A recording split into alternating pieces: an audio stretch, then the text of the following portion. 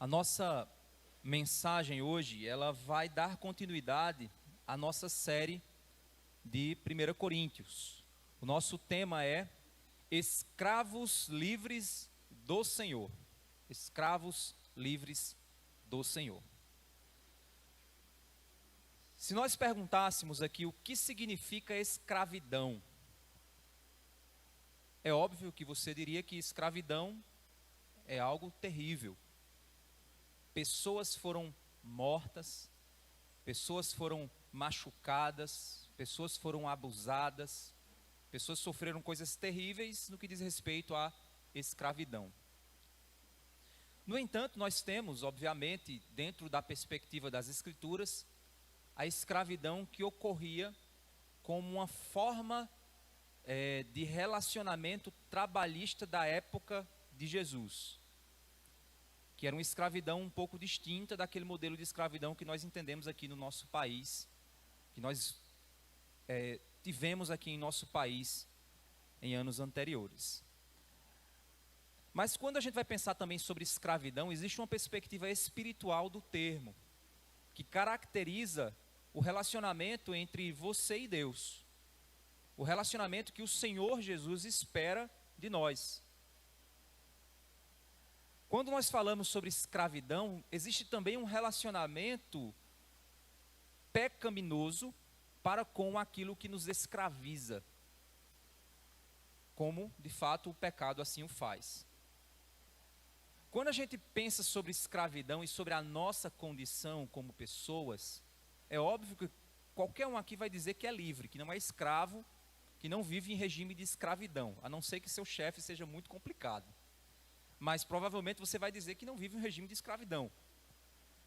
Será que nós entendemos que por não sermos escravos, na realidade nós estamos de fato livres?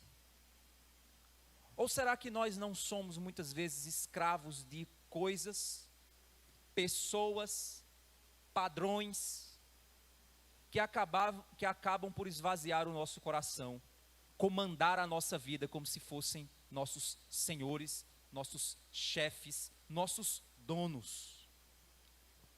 Deus te chamou para libertar-se, mas Deus te chamou para se tornar escravo dele. Você sabe o que significa ser escravo do Senhor? É exatamente isso que a gente vai pensar um pouquinho hoje. Sermos escravos do Senhor. Nesse texto aqui, Paulo, ele vai repetir uma ideia importante no verso 17 e no verso 20. Então você pode já pegar sua Bíblia e abrir lá em 1 Coríntios capítulo 7. 1 Coríntios capítulo 7. No verso 17 e verso 20, Paulo vai repetir uma ideia importante do texto. E isso ele vai fazer após reforçar no contexto as questões de que quando Deus chama em um casal, Deus chama um dos cônjuges para tornar esse cônjuge missionário para o outro. Não na responsabilidade de salvar o outro, isso a gente viu semana passada, mas na responsabilidade de testemunhar sobre Jesus para aquele que não conhece a Cristo. Vamos ler o verso 17 e verso 20, vamos entender um pouquinho essa ideia que ele vai reforçar após esse pensamento. 17 ele diz: no mais, que cada um ande segundo o que o Senhor lhe concedeu, conforme Deus o chamou. É isto que ordeno em todas as igrejas. O verso 20 ele diz o seguinte: cada um permaneça na vocação em que foi chamado. É uma ideia muito semelhante. Ele repete essa ideia duas vezes. Permaneça da forma como você foi chamado. Permaneça na vocação com a qual o Senhor te chamou. Essa ideia é a ideia mais presente e mais importante desse trecho que nós vamos estudar aqui hoje. No contexto maior, Paulo, ele está falando sobre o testemunho cristão em um mundo cheio de perversões e conflitos. Nós temos um mundo complicado, um mundo que foi complicado, que tornou-se complicado por causa do pecado. E nesse contexto, Deus chama pessoas que estão no contexto mundano, Deus tira essas pessoas daquela condição de trevas e concede a essas pessoas que elas sejam iluminadas para a salvação. E por isso, a partir de então, elas passam a se tornar crentes em Cristo Jesus e precisam viver de uma maneira diferente do que o mundo tem, dos padrões que o mundo tem a oferecer. E Deus, então, Ele chama pessoas a testemunharem em um mundo cheio de perversões e conflitos. Conflitos sociais dos mais diversos. E o cristão, então, nesse contexto, ele vai mostrar a diferença do seu padrão do que o padrão que o mundo tem. E o crente vai mostrar essa diferença na sua maneira de se vestir, na sua maneira de falar, na sua maneira de se relacionar, na sua maneira de trabalhar, na sua maneira de ser pai, de ser mãe, de ser filho, de ser funcionário. Ou seja, em todas as esferas da vida, o cristão vai mostrar um comportamento distinto do mundo. Eu fiz uma publicação recente no Instagram, que eu vinha refletindo exatamente nisso. A gente vai vendo, né, as diversas postagens das pessoas e onde cada um está, e muitas vezes até em locais que para o cristão não é bom. A gente fica observando que antigamente os cristãos eles tinham um prazer de mostrar que eles eram diferentes do mundo. Hoje existe um prazer em querer ser igual. É impressionante.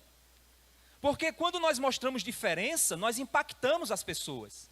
Porque o mundo está escravizado por uma série de padrões. O mundo ele se sente obrigado a fazer determinadas coisas, a usar determinadas roupas. Porque o mundo tem um vazio dentro de si, imenso, infinito. E esse vazio, o coração tenta preencher com coisas, com pessoas, com relacionamentos, com moda, com manias, com vícios, com coisas das mais diversas. Mas nós achamos o descanso. Então nós não somos impelidos, não deveríamos ser impelidos a preencher o vazio da nossa alma com coisas, com determinadas questões que são mundanas. E quando nós então nos comportamos como salvos, nós então demonstramos um padrão diferente de roupa, de fala, de atitude. E isso vai gerar incômodo no mundo, porque o mundo ele vai olhar e não vai entender. Ele vai dizer, por que você age diferente? Por que você não faz o que eu faço? Por que você não age como eu ajo? Porque para eu sobreviver nesse mundo, eu preciso fazer isso. Aí você diz, mas eu não preciso. Eu não preciso fazer isso que você está fazendo para sobreviver. Eu já achei a vida. Eu já achei a verdadeira vida, eu não preciso disso. Você precisa porque você tem um vazio dentro de você. Eu não preciso. E aí você levanta a raiva de muitos. Ou então a dúvida, para que esses olhem e digam, eu também quero encontrar essa vida. Como a mulher lá no poço, que Jesus disse, eu vou te dar de uma água que você não precisa mais, você nunca mais vai ter sede. Ela diz, me dá dessa água para que eu não venha mais pegar aqui no poço. Porque na cabeça dela, a única água que ela precisava era aquela que ela estava tirando. Jesus está mostrando para ela que existe uma água muito maior. O mundo não percebe que a gente já bebeu da água, que não temos mais sede. Mas é impressionante que parece que tem crente que continua com sede. E aí vem a minha pergunta, será que bebeu mesmo da água? Será que bebeu mesmo da água?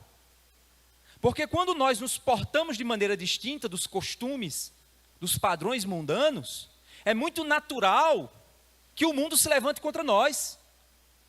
Só é você ler o Antigo Testamento inteiro, você vai ver que cristãos, no Antigo Testamento não tinham cristãos, mas você vai ver que crentes eram perseguidos pela sua fé no Deus verdadeiro. Daniel, Sadraque, Mesaque, Abednego, José, Davi, todos eram perseguidos porque queriam viver um padrão diferente do que o mundo tinha para oferecer. No mundo de hoje, muito crente, na hora que fosse desafiado, como Daniel foi, ia dizer o seguinte, não, bem, a gente tem que interpretar a Bíblia da maneira correta, porque olha, o pastor está interpretando de uma maneira muito radical. Não é bem assim. Aí cova do leão não ia ter para ele. Fornalha de fogo não ia ter para ninguém. Por quê? Porque a maioria dos crentes hoje estão mais preocupados em distorcer a verdade para justificar o seu pecado, os seus padrões mundanos, justificar que eles querem ser iguais ao mundo, do que de fato ter prazer de mostrar que nós não somos daqui. Esse deveria ser o nosso prazer. A gente cantar oportunidades, de mostrar que somos diferentes. Paulo, então, está falando que nós estamos em um mundo complicado e que, como cristãos, precisamos demonstrar padrões superiores de comportamento. E por esse motivo, então, ele fala sobre casamento, fala sobre divórcio, fala sobre litígios. Lembra que a gente estudou aqui também sobre você colocar outro irmão na justiça? Ele fala sobre várias áreas da vida, mostrando que as nossas atitudes devem ser diferentes. E aqui Paulo vai caminhando para o fim, e então ele lembra-se do seguinte: tem pessoas que são chamadas em um contexto de casamento do qual ele não vai poder sair em um determinado momento. O casamento ali em julgo desigual, ele não vai poder sair em um determinado momento. Só que ele vai agora falar de um outro contexto, no qual eu estou em condições que eu acabo sendo escravizado, que é um contexto de trabalho. Agora Paulo ele vai aproveitar o gancho para falar da condição social em que Deus chama pessoas em uma determinada posição. Essas pessoas estão em uma determinada posição social, aí Deus chama essas pessoas e diz que elas são livres, diz que elas estão libertas. Só que essa pessoa, na posição social na qual ela está, segundo o texto, ela está escrava socialmente, ou seja, ela está numa posição de escravidão dentro daquela sociedade. É como se ela fosse um funcionário que não tem direito de pedir demissão. Então ela está na condição de ser um funcionário que não tem direito de pedir demissão. E aí essa posição é uma posição que não é privilegiada. E aí ela, como cristã, pode começar a pensar o seguinte: espera aí, eu fui chamado por Cristo a uma vida diferente. Eu preciso me libertar da escravidão. Porque a escravidão não é uma condição de um cristão. Estar debaixo de um jugo de escravidão com um chefe não é posição de um cristão. Aqui ele não está falando da escravidão espiritual. Entenda bem direitinho isso aí. Da escravidão espiritual você tem que se livrar. Mas o que ele está falando é do contexto da escravidão como forma de trabalho, no qual muitos cristãos acabavam estando. E aí eles começavam a se preocupar: peraí, eu preciso me libertar disso, porque eu sou livre em Cristo. Só que aí Paulo vai mostrar que você tem que estar focado não em mudar a sua condição social. Não é esse o foco da vida cristã. O foco da vida cristã é testemunhar, independente da posição social na qual você está, ou na qual Deus te chamou, ou na qual Deus vai te deixar. Deus não nos chamou a uma condição social específica, mas Ele nos chamou a testemunhar sobre Jesus em qualquer condição na qual nós estejamos, contanto que aquela condição não represente ou não nos leve ao pecado. Essa é a condição que Paulo vai mostrar agora. Então, no capítulo 7, no verso 17, vamos ler novamente, que é exatamente a ideia que ele vai trabalhar. Ele diz o seguinte: no mais. Por que ele está dizendo no mais? Porque já no contexto, ele trabalhou diversos assuntos e conselhos práticos para uma vida cristã em vários contextos. Agora ele vai dizer, no mais, em outras condições, que cada um ande segundo o que o Senhor lhe concedeu. Que cada um ande, ou seja, que cada um viva, que cada um se porte, que cada um se conduza na caminhada da vida, segundo o que o Senhor lhe concede. O que o Senhor te dá, use. O que o Senhor te chama a fazer, faça. O que o Senhor lhe concede, então, utilize. Ande segundo o Senhor concede que você ande. Conforme Deus o chamou. Entenda o seguinte: um dos pilares da visão da nossa igreja é de que essa é uma igreja em missão. Por que a gente trabalha essa visão? Porque é um dos pilares da vida cristã. Todo cristão é um missionário. Todo cristão foi chamado a refletir Cristo onde quer que ele esteja. Todo cristão foi chamado a carregar a sua cruz. Todo cristão foi chamado a ser sal da terra e luz do mundo. Então, todo cristão é um missionário. Põe uma coisa na tua cabeça. Se tu entregou a tua vida a Jesus, você foi chamado para fazer missões para Deus. Ah, então eu vou lá para Uganda. Ah, então eu vou agora para o Iraque. Não, não é esse tipo de missão que eu estou falando. Existe essa missão? Existe. Existe esse tipo de missionário? Sim, existe esse tipo de missionário específico, chamado para missões específicas. Eu fui chamado para essa missão aqui, Batista da Graça. Existem chamados específicos. Mas o chamado, a vocação de todo cristão é ser testemunha de Cristo. Essa é a vocação de todo cristão. E é nesse contexto que você precisa entender que se você é crente, onde Deus te colocou é o lugar onde você tem que testemunhar. Você não tem que esperar o dia que você mude de condição social, ou que você vá para um outro lugar, ou que você termine um curso. Não, meu amigo, você foi chamado para testemunhar Jesus onde você estiver. Sendo pai, sendo mãe, sendo empregado, sendo empresário, sendo professor, sendo estudante, sendo amigo, sendo vizinho, o que for. Você foi chamado para testemunhar. Você foi chamado para testemunhar. Então permaneça segundo o que Deus te concedeu, segundo o chamado, conforme Deus o chamou. Ele diz, é isto que eu ordeno em todas as igrejas. É exatamente o que eu estou fazendo aqui, eu estou ordenando isso a vocês. Eu estou dizendo, ó, você é um missionário. Você precisa testemunhar Jesus. Verso 18, foi alguém chamado, estando circunciso. O que é a circuncisão? Vamos lá, para quem não conhece. A aliança do Antigo Testamento, a antiga aliança, foi aquela aliança feita com Abraão. Era a aliança, sai da tua terra, da tua parentela, vai para uma terra que eu hei de te mostrar, de ti farei uma grande nação. Na tua descendência serão benditas todas as famílias da terra. Quem te abençoar, eu abençoarei. Quem te amaldiçoar, eu amaldiçoarei. Sê tu uma bênção. O símbolo para identificar essa aliança era a circuncisão. Todos os homens precisavam então fazer aquilo que a gente conhece hoje como cirurgia de fimose. Quem não sabe, aí depois se pergunta para saber como é que acontece, certo? O corte dessa pele específica representava exatamente a condição na qual a carne estava sendo moída para uma aliança com o Senhor. Então isso era a circuncisão. Todos os homens faziam esse. No 8º dia de vida de um menino, a lei exigia que ele fizesse a circuncisão. Com 8 dias de vida, ele precisava fazer isso. Portanto, todo homem judeu era circuncidado. Se o homem judeu não fosse circuncidado, ele estava desmerecendo a aliança do seu povo. Ele não estava fazendo aliança com Deus, ele poderia ser morto por isso. Então isso era um chamado.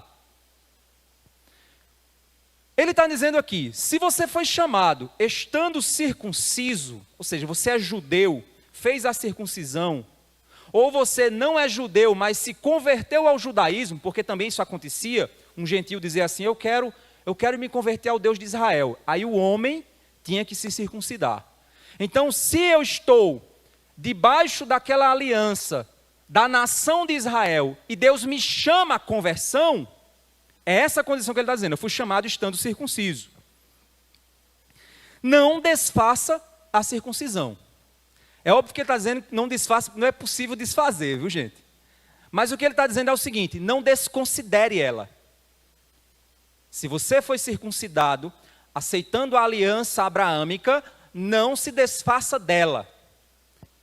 Pastor, e eu que fiz essa cirurgia? Como é? Eu sou judeu? Não, gente, pelo amor de Deus, não tem nada a ver com isso. Aqui era uma aliança, eles se circuncidavam para representar a aliança feita com Deus. Então os homens que passaram por esse procedimento aqui, por questões médicas, você não é judeu não, pode ficar tranquilo que você não é judeu, nem precisa guardar o sábado. O fato é, você foi chamado nessa condição, não desfaça a circuncisão. Aí ele vai dar agora o argumento contrário. Foi alguém chamado estando incircunciso? Foi alguém chamado não tendo feito esse procedimento para a aliança abraâmica? Não se faça circuncidar. Olha que interessante. Se você é judeu, não desfaça a circuncisão. Não se desfaça do valor que ela tem. Se você não é circuncidado, não se faça circuncidar, porque você não foi chamado à circuncisão. Você não foi chamado como circunciso, você foi chamado como incircunciso. Todos nós aqui gentios somos incircuncisos aos olhos dos judeus. Fomos chamados incircuncisos. Ele continua dizendo o seguinte, verso 19. A circuncisão em si não é nada, a incircuncisão também nada é, mas o que vale é guardar os mandamentos de Deus. Olha que interessante. Ele agora está dizendo o seguinte, aos olhos da verdade do Evangelho, estar circuncidado ou não estar circuncidado não significa absolutamente nada para a salvação. E sim obedecer a Deus. Isso sim é a grande diferença. Vamos pensar um pouquinho. Um judeu estava debaixo de uma condição da lei, onde ele precisaria guardar aspectos da lei civil. Entenda o seguinte, é outro detalhe importante. A circuncisão, a nação de Israel era uma nação teocrática. Não era democracia em Israel, era uma teocracia. O que é uma teocracia? É uma nação que é liderada ou governada por padrões religiosos. Deixa eu citar um exemplo. O dízimo de Israel é a mesma coisa do imposto que a gente paga para o governo, guardadas as devidas proporções. Ah, então eu já pago imposto para o governo, não vou dar oferta na igreja. Não tem nada a ver com isso, viu, gente? É só para você entender que como eu sou uma nação, essa nação era administrada por sacerdotes, por levitas. Esses sacerdotes e levitas administravam toda a nação e a vida da nação a partir do templo. Esse templo era sustentado para a adoração e a administração dos bens comuns de Israel. E por isso, então, o dízimo representava, então, esse imposto a ser pago para que a teocracia viesse a funcionar naquela nação. Entendeu? Pronto, guarda essa informação. O segundo ponto é que quando você aceita a aliança abraâmica, você não está apenas assumindo uma religião, você está se pondo debaixo de toda a perspectiva de uma nação. Você está assumindo uma cidadania. Por exemplo, se você assume a cidadania brasileira, você tem um documento, o CPF, quando você ganha o CPF, você se torna um cidadão brasileiro. É a cidadania. Como é que alguém se tornava cidadão israelense, cidadão judeu? Precisava se circuncidar, os homens. Então, quando eles se circuncidavam, eles não tinham apenas que assumir padrões religiosos, mas eles também tinham que assumir padrões civis, leis civis. Então, quando um judeu se convertia ao cristianismo, ele não podia deixar alguns padrões civis da legislação judaica, porque se ele fizesse isso, ele cometia crime. Está entendendo a lógica? É por isso que Paulo, vocês vão entender com mais clareza, eu vou mostrar alguns textos aqui. Paulo está falando o seguinte, a circuncisão, ela não tem nenhum valor para a salvação. Nenhum valor para a salvação. Ela não tem. Mas ela tem seu valor para a nação. E nesse sentido, então, compreenda a posição de cada coisa. O símbolo de pertencimento à nação de Israel era a circuncisão. Não era apenas uma questão religiosa, mas uma questão civil importante em alguns contextos de participação judaica. Isso sim deveria ser respeitado. Se você é judeu e se converter ao cristianismo, não se desfaça da sua circuncisão, pois existem padrões da sua cidadania que são importantes para você testemunhar. Se você não é judeu, mas se converteu a Cristo, não precisa circuncidar, porque você não vai assumir uma cidadania. Não precisa assumir cidadania. É essa a grande questão. Paulo mostra que a circuncisão nada é, assim como a incircuncisão, mas é a posição do homem diante de Deus. Olha só em Romanos capítulo 2, do verso 25 ao verso 29. Romanos capítulo 2, do 25 ao 29. É muito claro o que Paulo vai dizer aqui. Vamos lá. Ele diz assim, a circuncisão tem valor se você pratica a lei, mas se você é transgressor da lei, a sua circuncisão já se tornou incircuncisão. O que ele está dizendo é o seguinte, é aquela ideia do judeu, eu sou circunciso, sou importante, sou da nação de Deus, mas o cara adultera, o cara mente, o cara se prostitui. E o que ele está dizendo é que você pode ter até circuncisão na sua carne, mas se você não obedece à lei de Deus, a sua circuncisão não significa nada aos olhos de Deus. Porque você não valoriza aquilo que Deus fez por meio de Abraão. Verso 26.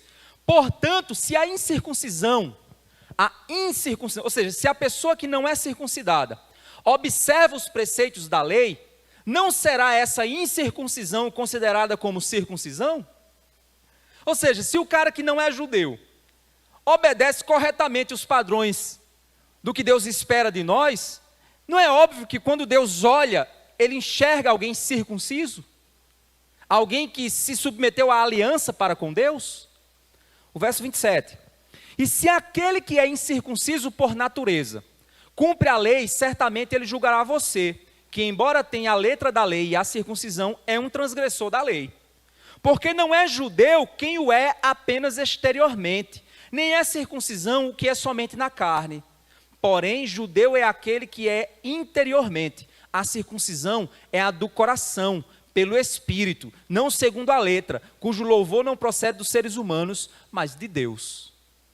Então Paulo aqui está deixando muito claro, ele aqui não está valorizando a circuncisão. Aí você diz, mas peraí, se Paulo está aqui não valorizando a circuncisão, por que lá ele está dizendo que você, se está circuncidado, não desfaça ela? Porque ele está falando de cidadania, ele está falando de posição social, ele não está falando de condição espiritual. A condição espiritual é essa aqui. A circuncisão não tem valor nenhum para a espiritualidade. Porque você pode até ser circuncidado e não cumprir a lei. Ou você pode até nem ser circuncidado e cumprir a lei. Então a circuncisão não tem valor algum para isso. Nesse sentido. Mas como judeu, eu não posso desprezar a minha cidadania. Do ponto de vista civil, a circuncisão tem o seu valor. Pois é uma posição social na qual eu fui chamado. Lá em Atos, capítulo 16, verso 3, acontece uma coisa interessante. Paulo, ele vai pregar numa determinada região que tinha muito judeu. E os judeus estavam de olho em Paulo, dizendo, esse cara está menosprezando a gente. Esse cara está desfazendo da nossa fé. Esse cara é complicado. E aí estavam começando a tentar encontrar caminhos para impedir a missão de Paulo.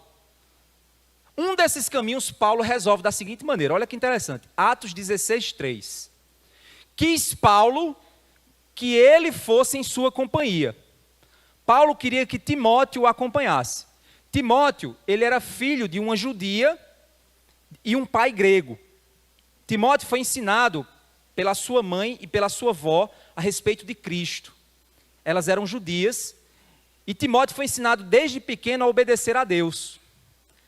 E Timóteo, então, se torna um missionário junto com Paulo. Depois ele se torna um pastor na igreja de Éfeso. E aí Paulo queria que Timóteo acompanhasse ele. Só que Paulo sabia, como a mãe dele era judia e o pai era grego, então Timóteo não era circuncidado, apesar de ser crente. E aí Paulo queria levá-lo para dentro das sinagogas para pregar o evangelho. Só que os judeus iam dizer o quê? Sacrilégio. Trazendo o incircunciso para dentro para pregar. Vai dar bronca, vai dar problema. Como Paulo sabia da metade judaica dele, então Paulo fez o seguinte, olha só. Quis Paulo que ele fosse em sua companhia e por isso circuncidou-o, por causa dos judeus daqueles lugares. Pois todos sabiam que seu pai era grego. Olha que interessante. Existem algumas igrejas que têm alguns costumes bem diferentes dos nossos. Tem algumas igrejas que eu não prego por causa da minha barba. Vocês sabem quais são as igrejas que eu me refiro. Eu não prego por causa da minha barba. Mas se acontecesse de alguma igreja dessa chegar e dizer assim, venha pregar, mas você tem que tirar a barba. Eu ia achar a maior bobagem do mundo o pedido deles. Mas eu tiraria minha barba sem problema nenhum para ir pregar lá. Não vejo problema algum nisso. Afinal de contas, não é minha barba que vai me santificar. Nem para eles, nem para mim. Nem tirando eu fico mais santo, nem deixando eu fico mais santo. Agora, se por acaso você olha, é porque com barba você fica menos santo, então a gente quer que você tire. Eu digo, ah, não, então eu não vou tirar não. Porque se seu pensamento é esse, então... Existem determinados comportamentos, existem determinadas coisas que podem trazer impedimento ao avanço do evangelho. E aí a gente precisa considerar o todo. E a gente precisa então dizer, peraí, não é bem assim. Foi isso que aconteceu com Paulo. Paulo não queria confusão com os judeus daquele lugar. Ele disse, então deixa eu circuncidar o rapaz, não vai ter problema nenhum. A mãe dele é judia e ele vai me acompanhar como um circunciso e não vai quebrar preceitos civis, leis civis da nação de Israel. Só que a gente tem outro extremo agora, é Pedro. Pedro comete um erro. E olha só que interessante. A Igreja Católica diz que Pedro é infalível, né? É o Papa. E o Papa é infalível. Mas Pedro cometeu um erro aqui. Eu acho que é porque ele ainda não era o Papa, né? Então, se ele fosse aqui, ele não tinha errado.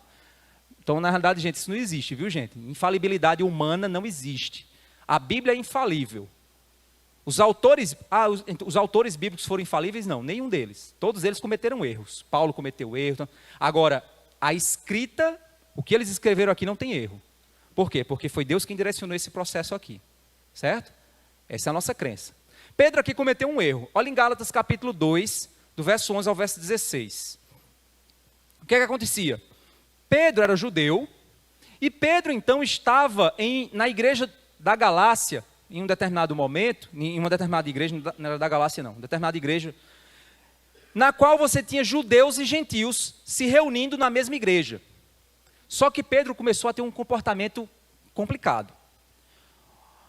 Lá em Gálatas capítulo 2, verso 11, nós vemos o seguinte: quando, porém, Cefas é Pedro, certo? Veio a Antioquia, resistir-lhe face a face, ou seja, Paulo confrontou Pedro. Era um confronto de gigantes, né? Ele foi confrontar Pedro. Pedro, tu está errado. Porque havia se tornado repreensível. De fato, antes de chegarem alguns da parte de Tiago, que era um apóstolo, quando chegava naquela igreja na qual Pedro estava, Pedro mudava o comportamento dele. Olha o que é que ele fazia. Antes de chegarem alguns da parte de Tiago, ele comia com os gentios. Quando, porém, chegaram, começou a afastar-se e, por fim, separou-se, temendo os da circuncisão. Pedro estava lá com os gentios comendo carne de porco. É porque porco é bom demais, porco é bom demais, porco é bom demais. Aí, quando chegava Tiago e a comitiva dele, aí Pedro dizia, opa, lá vem Tiago e a galera. Porco é ruim demais, porco é ruim demais, porco é ruim demais. Ele se comportava de outra forma. E aí, quando Paulo viu aquilo, ele disse, peraí Pedro, o que é isso? Que atitude é essa? Verso 13. Também os demais judeus se fizeram hipócritas juntamente com ele, a ponto de o próprio Barnabé, que era um cara experientíssimo, foi o cara que discipulou Paulo, Barnabé ter se deixado levar pela hipocrisia deles. Aí, olha só que interessante, a gente fica pensando que esses homens eram infalíveis, né? Aí estava Barnabé lá fazendo a mesma coisa. Eu acho que porco não é bom não, porco não é bom. Aí, peraí, Barnabé, até tu, cara. A experiência que você tem, o conhecimento que você tem, você fazendo essa mesma coisa, tem algo errado com isso. Verso 14. Quando, porém, vi que não procediam corretamente segundo a verdade do Evangelho, eu disse a Cefas, na presença de todos, se você que é um judeu, vive como gentio, e não como judeu, por que quer obrigar os gentios a viverem como judeus? Ou seja, se você é judeu e quando está com gentios, parece que não é judeu, quando os judeus chegam, você começa a se comportar como judeu, é como se você estivesse querendo forçar o gentio a ser judeu, e você não quer forçar o judeu a ser gentio. Que é isso, Pedro? O que está acontecendo? Verso 15. Nós, aí Paulo está falando a respeito de si e de Pedro, nós, judeus por natureza, a gente é judeu mesmo, a gente é cidadão de Israel, por natureza. E não pecadores dentre os gentios. A gente é judeu e não gente. Se você é judeu, então respeite os ditames civis da sua nação e a cultura da sua nação. Respeite. Mas não haja com hipocrisia. É isso que Pedro está dizendo. É isso que Paulo está dizendo. Se Pedro sabia que não podia comer carne de porco, é óbvio que o próprio Paulo disse, comer carne de porco ou não, isso não tem nada a ver. Todos os alimentos são puros para Deus. Mas se em determinado momento Pedro sabia que não podia fazer aquele tipo de coisa, mesmo que aquilo não valesse mais nada para ele, do ponto de vista religioso, mas ele tinha que entender o seguinte, eu preciso respeitar porque eu sou um judeu, Então eu não posso escandalizar os meus irmãos, mas também eu não posso cometer hipocrisia. E aí ele diz, sabendo contudo que o homem não é justificado por obras da lei, e sim mediante a fé em Jesus Cristo. Também temos crido em Cristo Jesus, para que fôssemos justificados pela fé em Cristo, e não por obras da lei, pois por obras da lei ninguém será justificado. E Paulo deixa claro aqui no final o seguinte, olha, mas Pedro, eu estou te dizendo isso, não é para a gente virar judeu legalista. Por quê? Porque a lei não salva. Então eu não posso virar judeu legalista. Não é isso que eu estou defendendo, porque a lei não salva. Mas o fato é que você está com um comportamento duplo. Comportamento como judeu e depois se comportando sem ser um judeu. Espera aí, isso não está correto. Qual motivação você faz isso? Pedro, a motivação era o temor dos homens, mais do que o temor de Deus. O que podemos aprender aqui é que se Deus chamou um judeu, que esse seja respeitoso com sua nação, que cumpra as leis civis que a nação pede, mas entendendo que ele foi chamado para uma lei superior. E isso deveria levar ele a estar comprometido com algo muito maior do que o evangelho. Quando o judeu se compromete com o evangelho, ele cumpre a lei. A grande questão é essa. Mas existem questões e tradições que ele precisa respeitar. Ou seja, o evangelho não despreza a cultura, gente. O evangelho não despreza os padrões humanos, contanto que esses padrões humanos não sejam contrários à vontade de Deus. O problema lá do #PP é que tem muita gente confundindo cultura com aquilo ali. Aquilo ali é a cultura do pecado, é a cultura da prostituição, é a cultura da bebedeira, é a busca por preencher um vazio. Vai ter um pregador lá, muito famoso, do banquinho, pregando lá, né? Está todo mundo na vibe que vai ser top. Aí uma vez uma pessoa me perguntou, pastor, se você fosse chamado para pregar naquele lugar, você iria? Eu digo, eu só não sei se eles gostariam do que eu ia dizer. Porque a primeira coisa que eu ia dizer é o seguinte, sabe por que está essa multidão toda aqui? Porque vocês têm um vazio na alma de vocês imenso.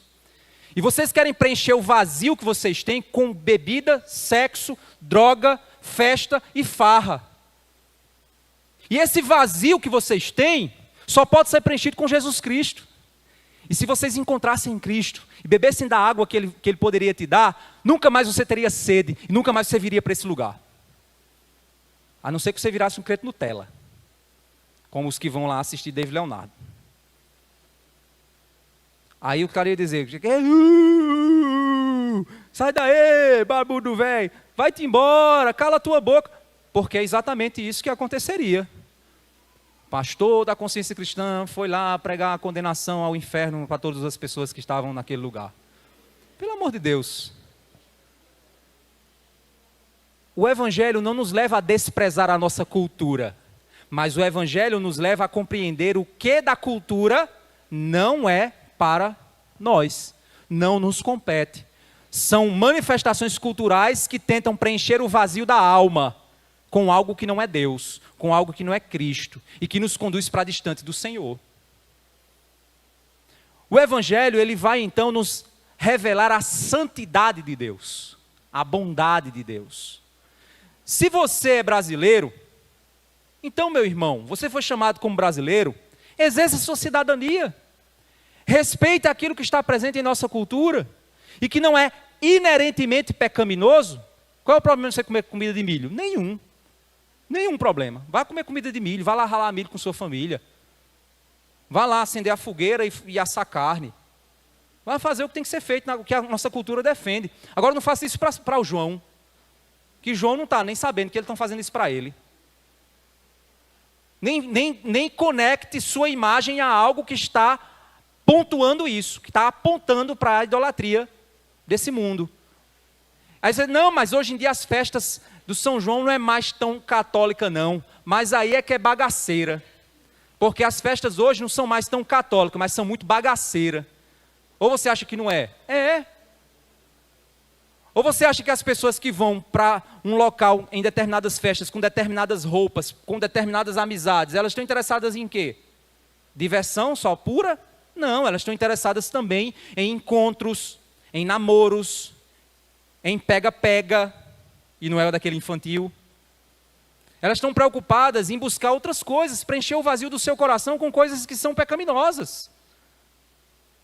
E tudo isso disfarçado de alegria, de felicidade, de diversão, de beleza.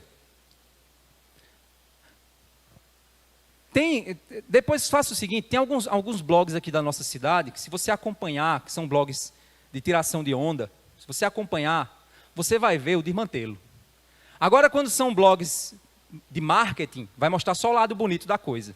Só a coisa linda, maravilhosa, é a cultura. O balãozinho, olha para o céu, o balão, que coisa linda, maravilhosa. Eita, que lindeza. Mas quando você vê o que de fato aquilo representa, aquelas pessoas estão congregadas em torno de quê? Estão cantando músicas que exaltam o quê? Estão reforçando, cantando e se divertindo com valores que estão naquelas letras que refletem o quê da nossa vida? Chifre, sexo, bebida. Cadê aquele... Esqueci o nome, rapaz. Esqueci o trecho. Cadê a asa branca? Que cantava a seca que os nossos antepassados sofreram tanto. Que falavam da migração, que muitas pessoas saíam dos sítios e vinham para a cidade para não morrer de fome. Onde é que estão essas músicas? Que falavam da nossa cultura, que mostravam o sofrimento dos nossos antepassados, que mostrava a alegria quando a chuva vinha. Cadê essas músicas? O que a gente tem é o quê? É uma pessoa com 1 litro de Montila na boca, jogando na boca assim, dizendo, essa aqui é da boa. E o povo, é isso que você tem. Quem está sendo adorado? Quem está sendo exaltado? Quem está sendo engrandecido? A minha imagem, o meu corpo, a minha alma não participa disso. Não faz parte disso.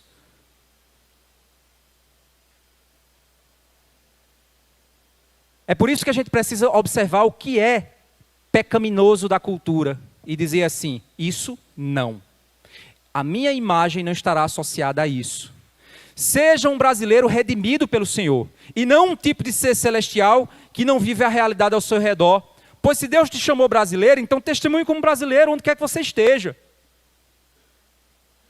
Seja o que de fato você é como cristão, que luta contra o pecado em um mundo e no mundo, mas que vive aquilo que Deus te chamou a viver no mundo de agora como uma pessoa comum.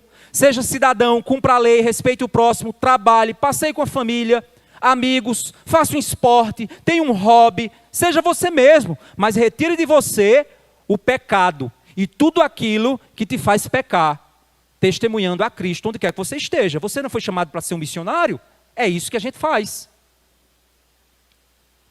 No verso 20, nós temos o seguinte, do 20 ao 23. No 20 ele vai reforçar o mesmo padrão. Cada um permaneça na vocação em que foi chamado. Você foi chamado sendo escravo? Não se preocupe com isso. Olha só que interessante. Na parte inicial, ele falou sobre a posição social na qual você está. Não, ele falou sobre a cidadania a qual você tem. Você foi chamado ou como judeu ou como não judeu. Foi o que ele se referiu. É quem você é. Brasileiro, americano, português. Quem você é.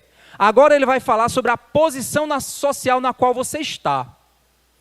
Quando ele diz, alguém permaneça na vocação em que foi chamado, ele está falando sobre essa posição. Verso 21. Você foi chamado sendo escravo?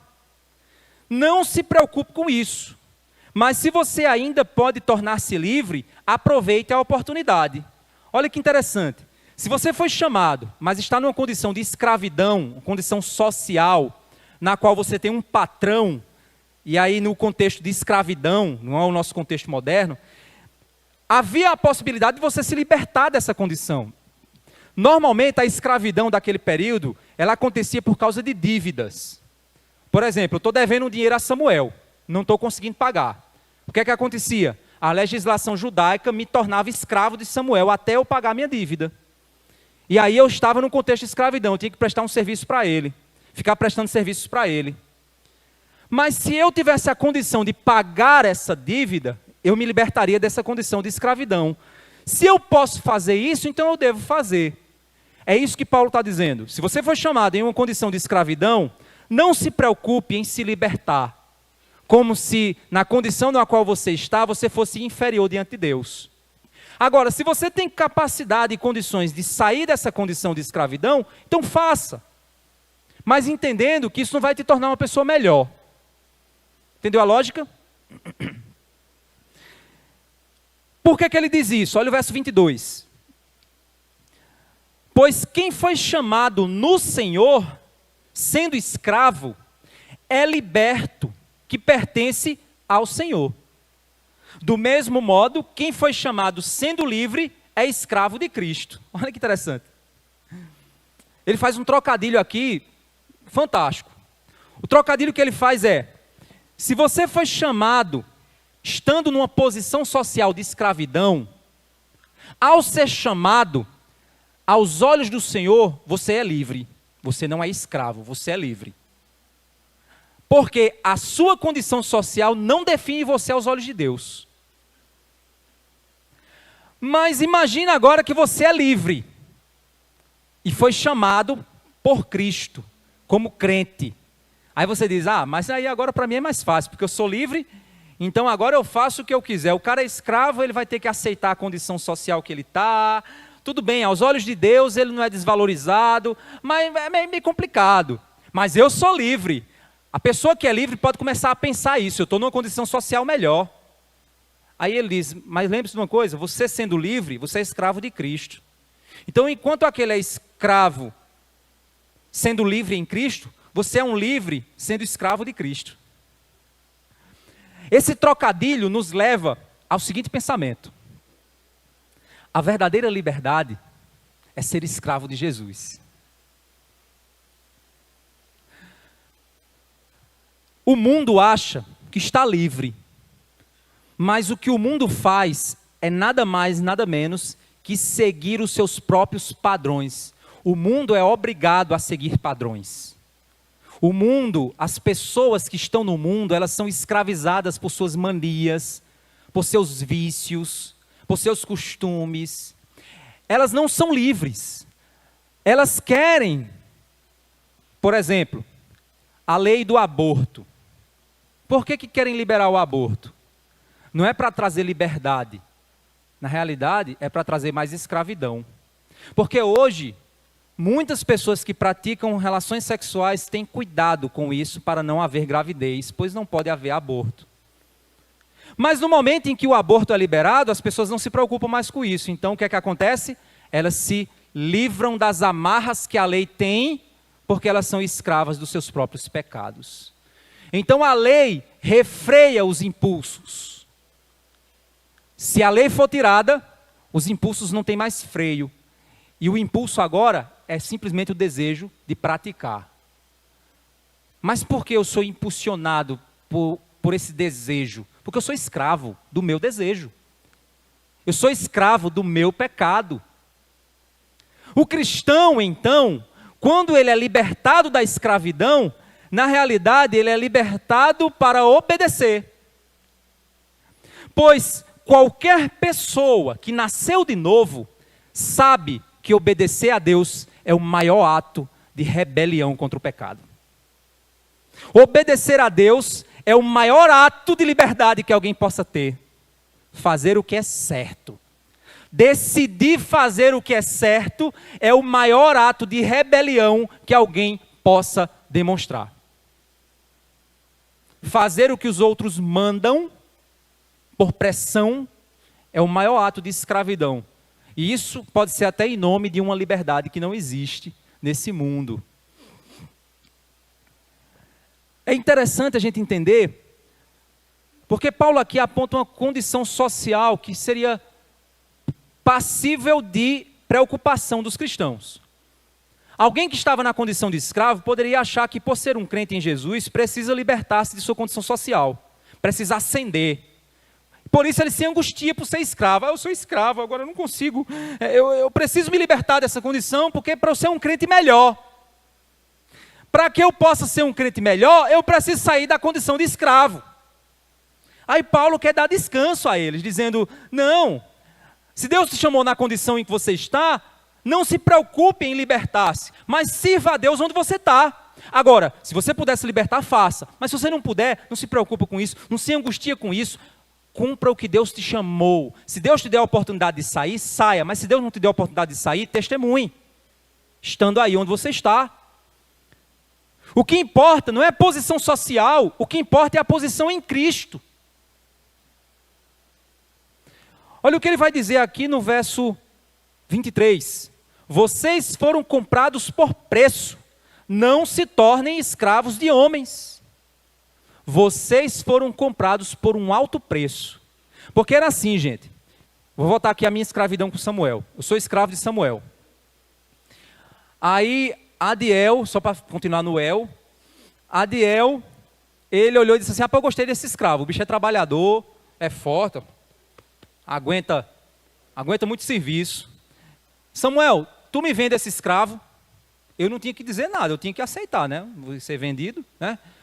Eu pedi a Deus que ele fosse um chefe bom, né? Um senhor bom, né?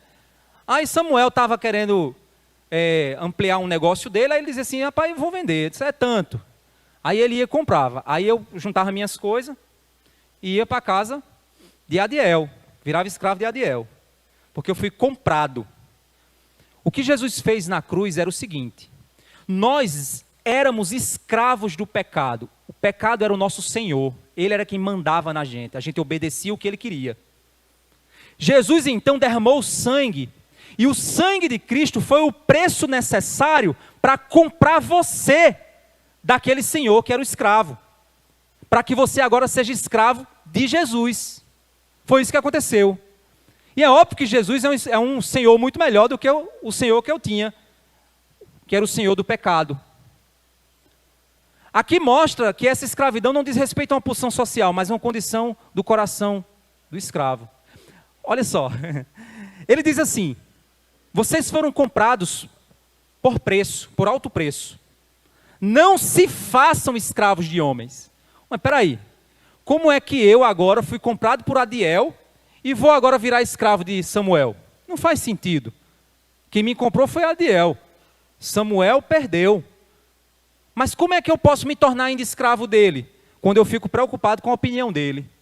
Quando eu fico preocupado com as ordens dele. Quando eu fico preocupado com o que ele está falando ou ele espera de mim. Mas o meu Senhor não é Adiel, por que eu estou preocupado com o que Samuel pensa? É esse o ponto. Se Cristo é o meu Senhor, por que eu estou preocupado com a opinião dos homens? Se Cristo é o meu Senhor, por que eu estou preocupado com o que as pessoas pensam de mim? Não faz sentido. Eu vou postar nas mídias porque eu quero que o povo me ache legal. Por que eu estou preocupado com isso? Se quem tem que me achar legal ou obediente é o meu Senhor, Jesus Cristo.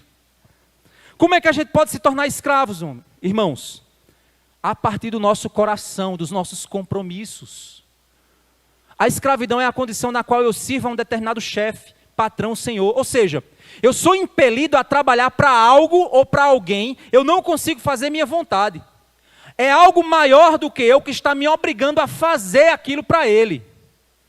Este Senhor que me impele, pode ser padrões culturais, mundanos, roupas, moda, amizades, status social, ostentação de mídias, dinheiro e etc. Deixa eu dar alguns exemplos mais práticos para você entender. Um dos escravos que mais escraviza o povo nos dias de hoje, a opinião dos outros. É o maior senhor que as pessoas têm hoje. Você se importa com o que os outros pensam de você. Você faz as coisas porque você está preocupado com o que os outros vão pensar. Não estou falando de testemunho cristão, porque a gente tem que se preocupar com o que o povo pensa a respeito da nossa fé. É óbvio. É óbvio. Mas às vezes você é impelido a pecar porque você está preocupado com o que os outros vão pensar de você. Ele é mole, ele é fraco. Ele é burro. Ah, então tem que mostrar que eu não sou mole, eu sou corajoso. Que eu não sou fraco, eu sou forte. Eu não sou burro, eu sou inteligente. Então eu vou enganar, eu vou mentir, vou enrolar. Por quê? Todo mundo está fazendo, e se eu não fizer, o que vão pensar de mim? Às vezes você acaba fazendo o que é errado para ser aceito, para ser aplaudido, para ser recebido pelos outros. Isso mostra que você está sendo escravo da opinião dos outros. Mídias sociais. Eita, meu amigo, é um dos maiores senhores dessa geração, principalmente a geração de jovem e adolescente. É um senhor poderosíssimo, de muito jovem. Eu tenho que postar para mostrar que eu estou fazendo, que eu sou especial, que eu sou fitness, que eu sou viajante, que eu sou rico, que eu sou feliz. Deixa eu fazer um teste. Faz esse teste, vocês jovens ou adultos, que os adultos também, os velhinhos também estão nessa onda. Faz o teste. Se você estiver se divertindo num determinado local, uma coisa bem legal, bem massa que você está fazendo, você começa a se sentir movido para postar. Botar um hashtag TBT, Dia dos Namorados, sei lá, você está impelido. Porque é a trend topics, todo mundo faz. Não faça. Vai ficar assim, ó. Ou então assim, né? Nervoso. Eu tenho que postar, eu tenho que postar. Eu tenho... Se essa é a tua reação, você está escravo. Se você consegue se divertir, ter algo especialíssimo na tua vida com alguém, com amigos, com igreja, não sei, alguma coisa, e você sente vontade de postar, faz esse exercício. É um exercício de descontaminação, ou uma avaliação de escravidão. Se você conseguir vencer esse impulso, você provou que você não é escravo. Eita, pensa na dificuldade. Às vezes a gente está coisa bem bonita, um pôr do sol bem lindo. Pai, me dá um celular para postar. Não, fica olhando. Fica olhando. Não, mas está lindo demais, está lindo demais. Não, fica olhando. É lindo, amanhã vai ter de novo. Você não precisa postar. Não, mas calma. Controla a dopamina, controla o cortisol, controla os hormônios aí de estresse. Por que você simplesmente não experimenta e agradece a Deus por ter e por viver? Dinheiro e sucesso. Preciso ter e provar que eu sou alguém, poder fazer o que eu quiser e curtir o meu sucesso. Você acaba até mesmo sufocando as outras áreas da vida para ter dinheiro, para ter sucesso, para ter trabalho, para ter. A primeira coisa que você sacrifica é a sua vida espiritual e na igreja. É a primeira coisa que as pessoas matam quando elas começam a ter dinheiro, é a vida espiritual delas. É impressionante. Principalmente a igreja. E a desculpa é a minha família que eu dou prioridade. A desculpa é essa. Usa a família como testa de ferro para o pecado da pessoa. Não, é a minha família que eu vou dar prioridade. Viaja 20 vezes por ano. Parece estar amarrado. Não pode ter um feriado, bum, escapa. Meu Deus, a vida dessa pessoa deve ser terrível. Deve ser horrível viver dentro de casa. Deve ser horrível. Mas por quê? Porque eu sou escravo. Fala o seguinte, no lugar de você pegar um feriado e sair por aí, no meio do mundo, fica em casa. Pega um filme, uma pipoca e vai assistir. Consegue fazer? Não, eu tenho que ir. Ah, você tem que ir. Você tem que fazer. Não, mas está todo mundo indo. Você tem que fazer. Você tem que ir. Será que isso não é escravidão? Aí você vai sacrificando as coisas mais importantes. A família vem depois. Porque é assim que vai acontecendo. O Senhor, o falso Senhor, ele nunca está satisfeito. Nunca está satisfeito. Ele quer mais, e mais, e mais, e mais, e mais. O verdadeiro Senhor, ele te satisfaz. Está entendendo a diferença?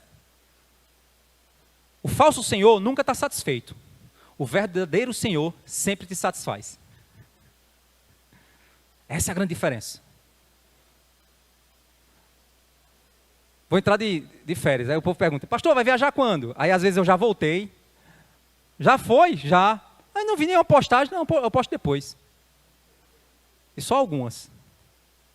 Aí por quê? Não, mas assim, eu estou aproveitando a viagem, depois eu posto. Por que eu tenho que ficar dizendo por ladrão onde eu estou? Está um ladrão, eita, ele está lá em Camajaribe. Não sei nem se é Camajaribe. Está lá em não sei aonde. Eita, vou agora na casa dele roubar ele, porque ele está lá. É assim, tem gente que é assim, se você quiser saber hoje a vida do povo, só é acompanhar a mídia dela. Você sabe onde ela está, onde ela foi, qual lugar ela está passando, o que é que ela está comendo. É impressionante. Por que eu preciso disso? Por que eu sou impelido a isso? É por isso que Paulo vai concluir o seguinte, olha o verso 23 e 24. Vou ler o 23 e emendar no 24. Vocês foram comprados por preço, não se tornem escravos de homens. Irmãos, cada um permaneça diante de Deus na condição em que foi chamado. O que a gente aprende, gente, é Deus nos chama para servi-lo, testemunhando a nossa salvação onde quer que estejamos, ou na condição que Ele desejar nos colocar. Por isso, não devemos ser escravos a padrões humanos, pois nós somos escravos do Senhor e fazemos o que Ele manda. Eu não faço o que o governo manda, eu não faço o que a moda manda, eu não faço o que a cultura manda, eu não faço o que as mídias mandam, eu faço o que o meu Senhor mandou. Se o meu Senhor me mandar postar algo na mídia, eu vou postar, porque Ele está me mandando testemunhar. Se o meu Senhor mandar eu vou viajar, porque Ele está me mandando aproveitar. Se Ele me mandar trabalhar, eu vou trabalhar, porque é a Ele a quem eu sirvo. E o meu Senhor me mandou viver a minha vida como cidadão brasileiro e testemunhar sobre Ele, onde quer que eu esteja. Ou seja, eu faço porque o meu Senhor me manda fazer. Deus nos libertou, irmãos, da escravidão do pecado, para que possamos viver livremente como escravos de Jesus. Como é bom ser escravo de Cristo. Porque Cristo vai dizer o seguinte: me obedeça que você vai provar o melhor dessa terra. Como é bom obedecê-lo. Quando servimos a Jesus, então experimentamos a verdadeira vida. Mesmo comendo feijão, arroz com ovo. É ruim, viu, gente? Feijão e arroz com ovo. Não, eu acho. Eu acho tão sem graça. Feijão e arroz com ovo. A gente come às vezes porque a carne está cara, né? Você tem que economizar, né? Você compra, bora no ovo. Mas eu acho assim, fica tão... Se alguém gosta, beleza. Mas às vezes eu estou lá comendo. Senhor, não é bom não, mas o Senhor está mandando. Oh, glória a Deus que tem gente que nem isso tem. Obrigado, Senhor. Agora é interessante nessas horas, ninguém é impelido a apostar, né? Então eu estou sendo obrigado a apostar o meu feijão com ovo e macarrão. Oh, macarrão ainda dá um saborzinho. Por isso, independente de onde estejamos ou façamos, devemos entender acima de tudo que Deus nos chama e coloca onde Ele quer, para que a gente testemunhe sobre Ele. Pois nós servimos a Ele e obedecemos o que Ele nos mandar. Deus não te chamou para sair da pobreza para a riqueza, ou para estar em um mundo celestial, mas Ele te chamou para testemunhar ou na pobreza ou na riqueza, na vida complexa e na vida simples. Tudo que você venha a fazer, entenda que é Deus que está te dando a oportunidade de servi-lo, sendo luz, aonde Ele te mandou ser. Por isso somos escravos de Cristo. E se você ainda é escravo dos padrões do mundo, se sente obrigado a fazer as coisas. Pastor, eu já sou crente, mas realmente eu fico obrigado a apostar, a não sei o quê. Meu Deus, que coisa, eu estou esvaziando. Pois então, meu amigo, trabalhe sua santificação, liberte-se dessas coisas, faça o exercício, de vez em quando faça esse exercício, não poste, não faça, não use, para você mostrar que você domina a sua vontade, pois você é escravo de Cristo. E se você ainda é escravo e não consegue se libertar, Jesus te chamou, na cruz Ele derramou o preço necessário para você. O cheque da tua aquisição já foi pago. Só basta você agora dizer: Senhor, eis-me aqui. Me salva, Senhor. Só basta você dizer: Senhor, me salva. Eu quero ser teu escravo. Agostinho, certa vez, ele disse uma frase bem célebre. Santo Agostinho, ele disse assim: fizeste-nos para ti, e a nossa alma não repousa enquanto não repousar em ti. Fizeste-nos para ti, e a nossa alma não repousa enquanto não repousar em ti. Que Deus nos ajude, irmãos, a sermos escravos felizes do nosso Senhor.